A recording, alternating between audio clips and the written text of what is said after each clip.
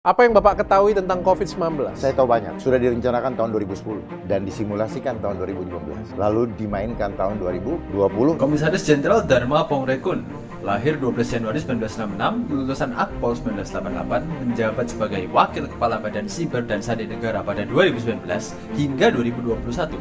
Mendapat pangkat Komisaris Jenderalnya pada tanggal 28 Agustus 2019 dan saat ini telah memasuki masa pensiunnya. Baru-baru ini menjadi viral karena pernyataan-pernyataannya mengenai COVID yang terdengar seperti sebuah konspirasi. Dan di sini saya akan membahas statement-statement tersebut menurut pendapat saya. Disclaimer dulu, di sini saya tidak membenarkan atau menjalahkan statement dari beliau, namun saya hanya ingin mencoba membahas sesuai dengan pendapat saya dan apa yang saya ketahui tentang statement tersebut. Definisi konspirasi menurut Merriam-Webster adalah the act or action of plotting or secretly combining.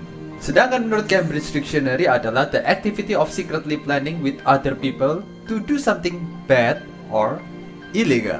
Jadi kalau disimpulkan, konspirasi adalah tindakan tersembunyi atau rahasia yang dilakukan oleh satu orang atau sekelompok orang dengan tujuan yang jahat atau tidak baik.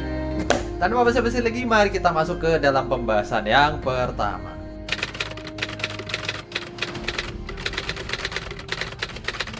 Sudah direncanakan tahun 2010 oleh Rockefeller Foundation.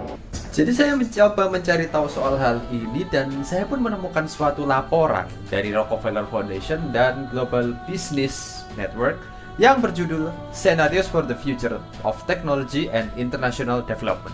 Setelah saya baca singkatnya, laporan ini berisi skenario prediksi untuk perkembangan teknologi yang akan terjadi selama 20 tahun, terhitung sejak 2010 hingga 2030. Skenario ini dibagi menjadi dua faktor. Faktor yang pertama adalah kondisi politik dan ekonomi, dan faktor yang kedua adalah kemampuan adaptasi masyarakat, sehingga membentuk 4 kuadran. Salah satunya adalah lockstep. Dari 4 kuadran tersebut, hanya lockstep saja yang ketika saya baca memiliki terkaitan dengan pandemi COVID. Skenario lockstep menuliskan bahwa pada tahun 2012, dunia akan terkena suatu pandemi yang menyebar dengan sangat cepat dan menginfeksi 20% dari populasi penduduk dan membunuh sekitar 8 juta jiwa hanya dalam waktu 7 bulan saja. Pandemi ini juga diperkirakan akan mempengaruhi kondisi politik dan ekonomi suatu negara, hingga negara seperti Amerika pun akan menghimbau masyarakatnya untuk tidak melakukan penerbangan ke negara lain. Pemerintah Cina juga bergerak cepat dan mewajibkan seluruh masyarakatnya untuk melakukan karantina. Selain itu, akhirnya muncullah protokol-protokol kesehatan yang akhirnya diberlakukan di hampir seluruh negara di dunia, yaitu seperti penggunaan masker dan pengecekan suhu ketika berada di tempat-tempat umum seperti supermarket, stasiun, bandara, dan lain sebagainya. Ya, kurang lebih hal-hal tersebutlah yang berkaitan dengan COVID. Tidak dapat kita pungkiri bahwa penyebutan-penyebutan istilah seperti Amerika, Cina, masker, cek suhu tubuh, karantina, dan lain sebagainya, itu memang istilah yang sangat familiar ya untuk kita pada saat COVID. Terus terang saya sendiri juga baru mengetahui ya soal adanya laporan ini dan baru membaca, jadi saya tidak bisa memberi pendapat lebih lanjut. Tapi menurut kalian bagaimana? Apakah laporan ini memang suatu pandemik yang sengaja dipelesetkan agar tidak terlalu terlihat mencolok? Atau ini hanya ya kebetulan saja?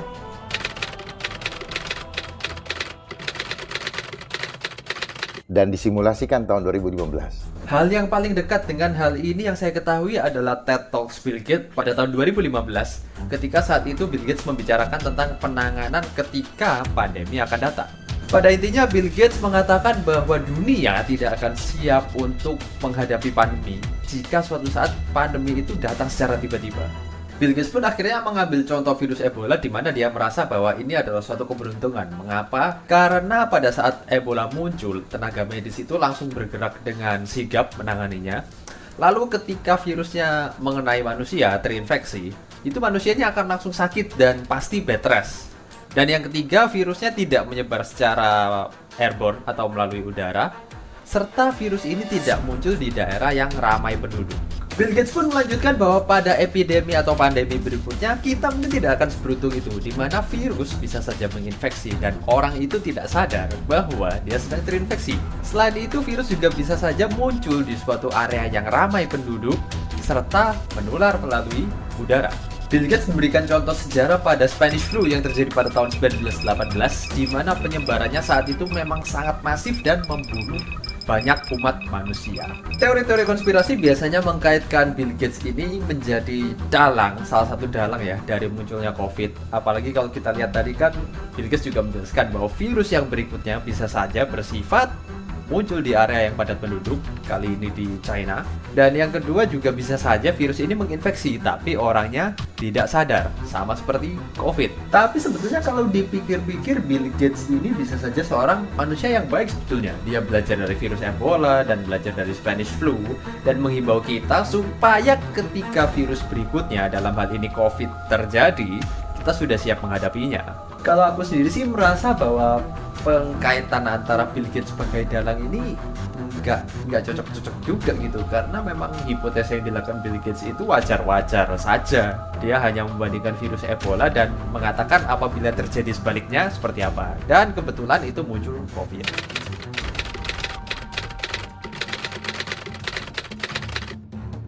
COVID itu singkatan dari Certificate of Vaccine Identity Digital. Dan 19 itu apa? Satunya arti A, artificial, 9-nya I.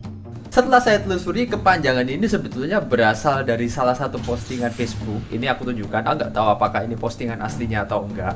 Tapi kalau dilihat dari postingan ini, kalau memang ini adalah source utamanya, ini aku nggak melihat postingan ini seperti sesuatu yang serius sih. Seperti kayak malah orang mau bikin lelucon atau meme untuk hiburan kayak gitulah. Kalau berdasarkan fact checker, sebetulnya nama COVID-19 ini nggak langsung muncul di awal. Sebelumnya dinamai 2019 nCoV atau singkatan dari 2019 Novel Coronavirus.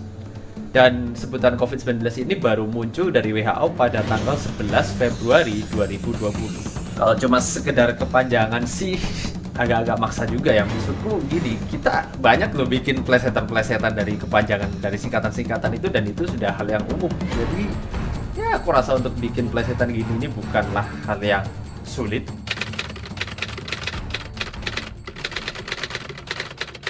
Itu beneran ditanam chip? Belum sekarang. Yang sekarang mereka lakukan apa? Mereka sudah masukkan namanya nanopartikel. Pada paten Moderna itu terdapat teks bahwa vaksin mengandung lipid nanopartikel, yang dimana nanopartikel ini adalah suatu partikel yang sangat amat kecil sehingga kita tidak bisa tahu apa yang berada di dalamnya.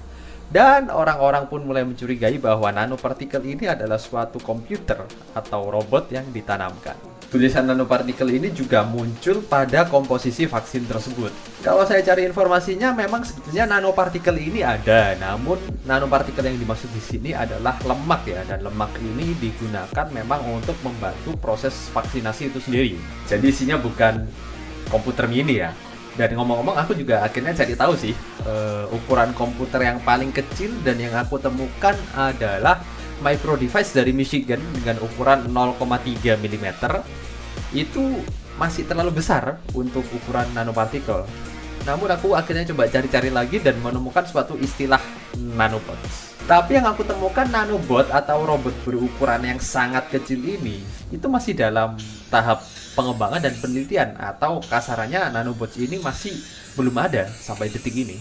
Oke, tapi kalau kita mau ngomongin jeleknya nih, apakah sebetulnya memang nanobots itu sudah ada tapi dibilang nggak ada, supaya kita itu nggak aware kalau di dalam vaksin itu memang ada yang namanya nanobot dan udah masuk nih ke dalam badan kita lewat vaksin.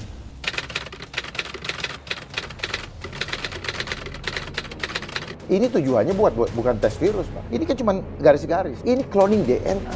Penemunya adalah Dr. Kary Mullis. Dan 5 bulan sebelum dinyatakan COVID itu, dia dibunuh. Karena dia protes. Dia nggak mau alat dia gunakan. PCR is separate from that. It's just a process that's used to make a whole lot of something out of something. It allows you to take a very minuscule amount of anything and make it measurable and then talk about it in meetings and stuff like it is important. If they could find this virus in you at all, and with PCR, if you do it well, you can find almost anything in anybody. It doesn't tell you that you're sick, and it doesn't tell you that the thing you ended up with really was going to hurt you or anything like that. That's what it's not.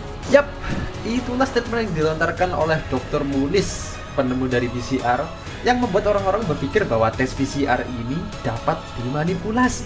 Secara sederhana, PCR adalah proses duplikasi, yaitu adalah sampel DNA. Jadi DNA ini akan diduplikat secara terus-menerus sehingga jumlahnya banyak dan mencapai jumlah yang bisa mudah untuk dianalisa atau diamati. Jadi menurutku yang dimaksud Kary Mullis bisa menemukan apapun adalah ketika kita menggunakan PCR ini secara berlebihan, maksudnya duplikasinya terlalu berlebihan, ya jelas kita akan bisa menemukan apapun di dalamnya. Disinilah peran city value dalam tes PCR menjadi penting. Karena singkatnya city value ini adalah menunjukkan berapa banyak duplikasi yang dilakukan sampai virus tersebut terdeteksi. Jadi maksudnya kayak duplikasi 1, 2, 3, 4, 5, 6, 7, 8, 9 itu misalnya sampai ke 25 kali, oh virusnya terdeteksi, maka city value-nya adalah 25. Nah, untuk patokan standar city value sendiri ini aku ingatnya sih memang beda-beda ya antar laboratorium. Tapi kurang lebih nggak beda-beda jauh dari range-nya yang aku ambil dari Siloam Hospital. Jadi di bawah 29 itu infeksi berat. Kalau di atas 29, 30-37 itu masuk infeksi positif. Kalau 38 sampai 40 itu masuk infeksi ringan atau positif yang sudah ringan.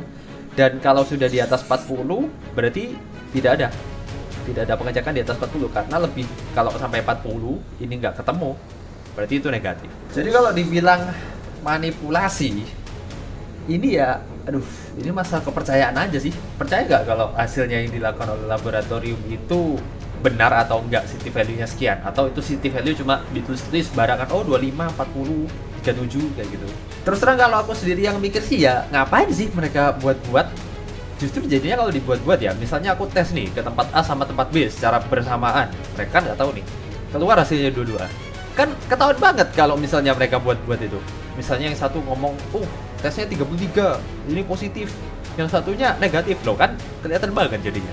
Dan kalau soal yang dokter Kary Mullis dibunuh, itu terus terang aku nggak menemukan informasi apa-apa di dalamnya. Tapi kalau memang mau mempercayai itu ya sebetulnya ada banyak ya teori konspirasi mengenai kematian seperti Paul Walker, Michael Jackson, Marilyn Monroe dan lain-lain sebagainya. Dan ya kalau mau percaya ini sama aja kayak itu sih, nggak ada yang tahu juga.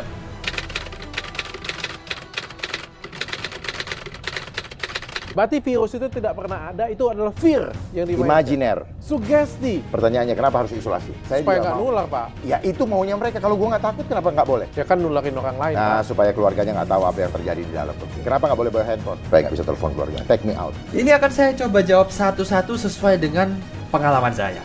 Apa benar COVID ini hanya suatu ketakutan?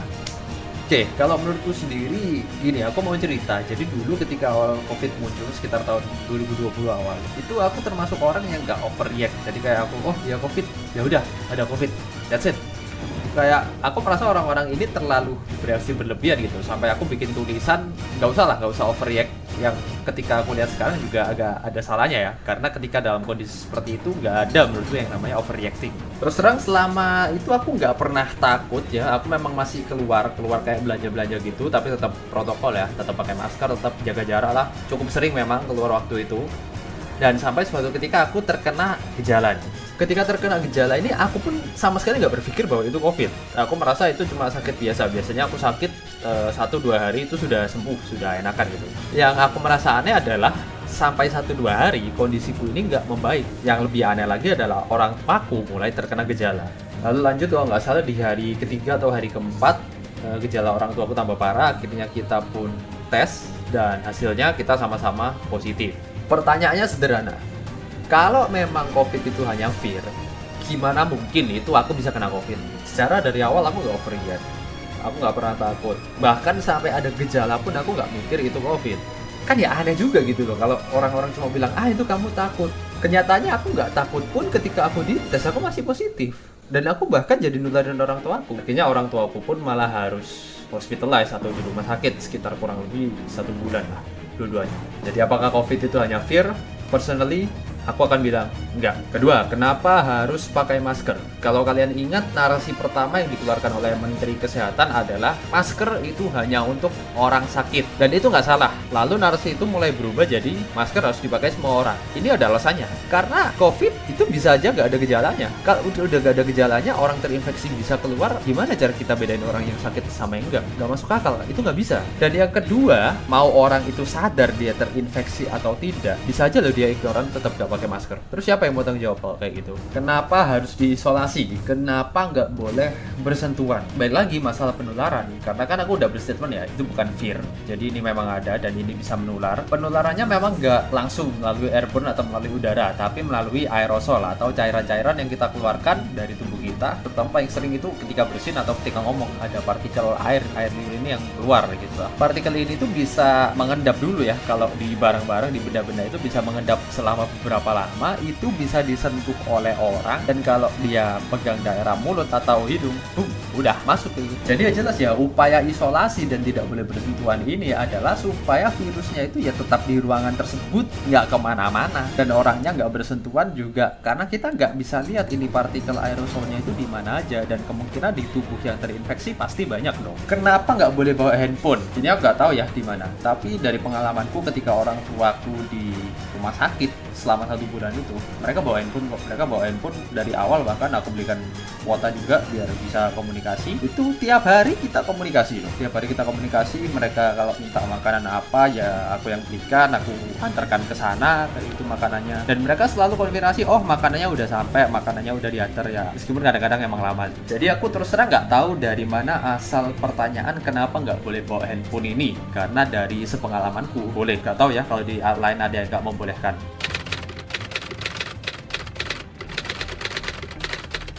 Apakah konspirasi di balik COVID seperti New World Order, Total Control, ini virus buatan dan lain sebagainya itu adalah benar? Ya, terus terang aku harus bilang kita semua nggak bisa tahu. Mungkin saja itu memang benar, mungkin saja enggak. Dan seperti yang dikatakan beliau, Time will tell. kalau memang itu benar, kita akan lihat saja. Kalau enggak, ya sama, time will tell, kita akan lihat. Tapi kalau misalkan mereka ya punya rencana yang seperfect itu, aku rasa kita tahu atau nggak tahu pun nggak ada gunanya juga sih. Cara kita itu nggak bisa dan nggak akan pernah bisa melawan mereka kalau memang rencana mereka sempurna. Mereka punya kekuatan yang sebesar itu, mereka bisa mengendalikan informasi seperti yang dirumorkan dan lain sebagainya. How the fuck can we fight them? Nggak bisa. Jadi aku cuma mau bilang, ngapain sih kita mikirin hal-hal kayak gitu? Nggak penting juga. So, why bother with something that we can't do anything about?